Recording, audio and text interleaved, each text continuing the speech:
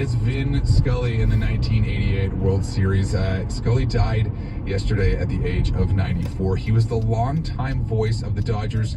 And when I say longtime voice, he held that job in LA for 60 years. He was an encyclopedia of knowledge about the sport. He had all of these stories that he would weave into his broadcasts in this really satisfying way.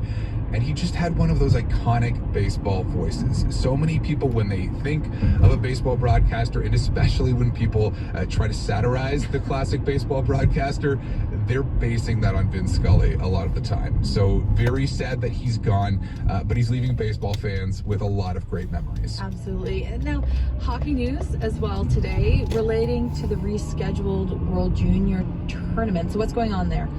Well, that tournament is getting ready to start next week, but this year's team is already answering questions about those allegations of past sexual assaults against World Junior teams. Team Canada head coach Dave Cameron was asked about those allegations, and he talked about the fact that one of the things that this year's team will be doing is taking a sexual violence seminar. And here's what new Team Canada captain Mason McTavish had to say. It's tough to see, honestly. I mean, it's pretty sad. To be honest, it's still going around, but you know, like I said, we're doing the best we can kind of do to enlighten everybody, to hope that never should happen again. So the team is addressing those questions head on, as well they should, and I'm sure that it won't be the last time that those questions come up during this tournament. Yeah. Now, Commonwealth Games, they're still ongoing. How did Canada do on day 5? It was another handful of golds yesterday for Canada. Josh Liendo in the pool winning gold in the 100-meter butterfly. Canada also got another weightlifting gold courtesy of Maya Laylor, and a judo gold as well. Catherine Boschma-Pinard capturing that in the 63-kilogram weight class. All right, we're cleaning up. Absolutely. It's been a nice showing, and more on the books today. All right, Paul, thanks for joining us. We'll talk to you again tomorrow. Thanks, Jackie. That's Paul McGowan at CBC Sports. It seems like everything is more expensive these days. Record inflation, rising interest rates, both add to the daily cost of living, but it's also making bigger projects more difficult as well, and that can make it harder to build new affordable housing. Habitat for Humanity builds affordable homes with mortgage rates that are geared to income. Bill Ioannidis is the Director of Construction for Habitat Humanity, Waterloo Region. Good morning, Bill. Good morning, Jackie. Thanks for having me today. So how much more is it costing to build a home right now than, we'll say, a year and a half ago?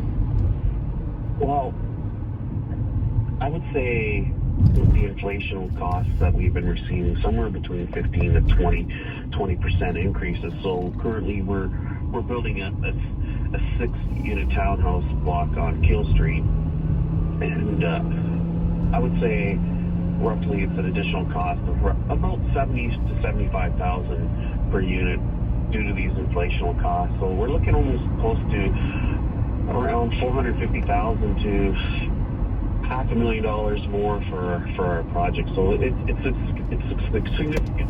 Wow. What does this mean for the people who need the homes that you're building?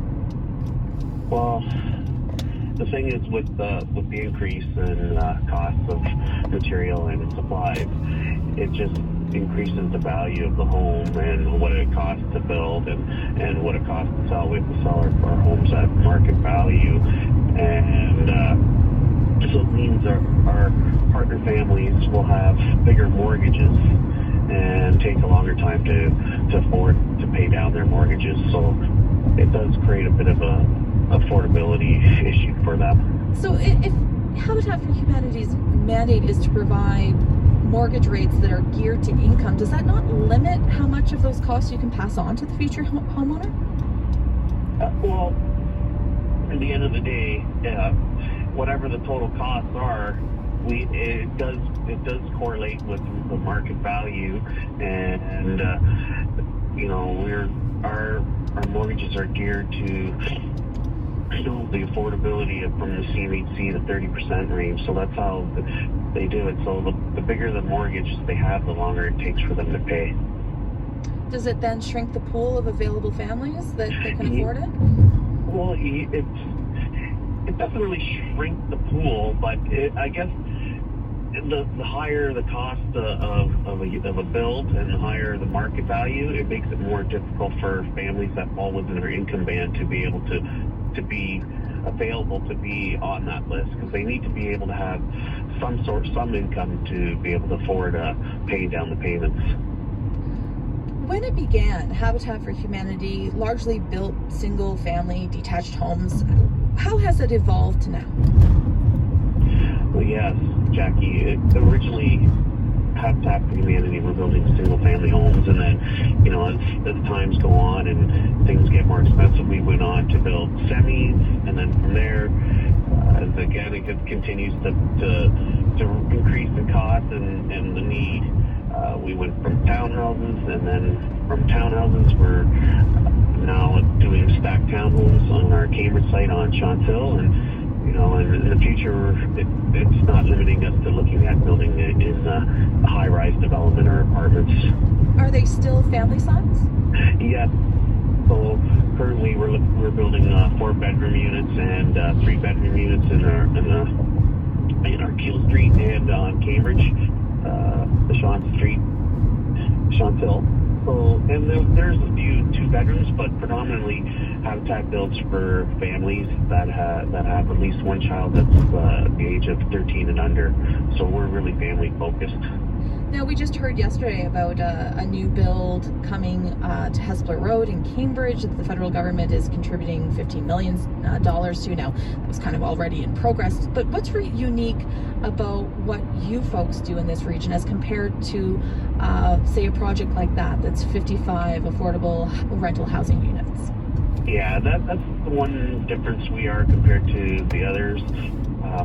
We're geared to home ownership, and our mortgages are geared to are affordable to be able to have those to be able to achieve home ownership.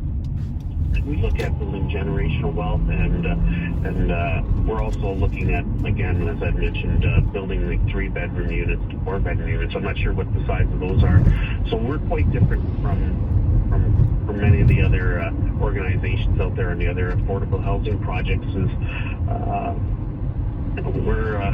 Where you see they're building mostly 2 bedrooms, maybe 1-bedroom units. So we're really focused on families, and the unfortunate thing is a lot of those government fundings are based on rental properties, so that kind of leaves us out on the funding as well. So we're really at a disadvantage. And so when you're looking at, as you gave the example of a build that you're working on right now, ballooning to $1 million over what the initial budget was, are you going to have to reduce the number of homes that Habitat for Humanity builds in Waterloo Region in the future as you look at 2013 and forward, or not 2013, 2023 and forward?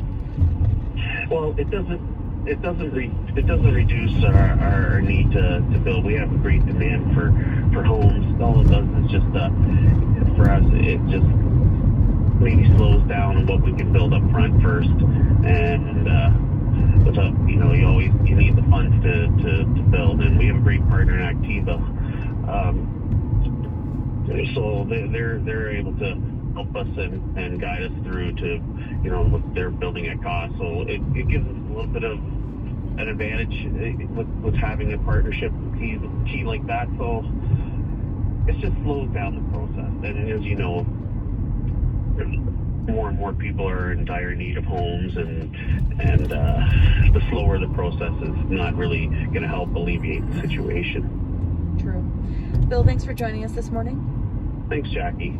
Bill Ioannidis is the Director of Construction for Habitat for Humanity Waterloo Region. He's also a City Councillor for Kitchener. You're listening to the Morning Edition on CBC Radio 1 and streaming live on the CBC Listen app. We're at 89.1 FM.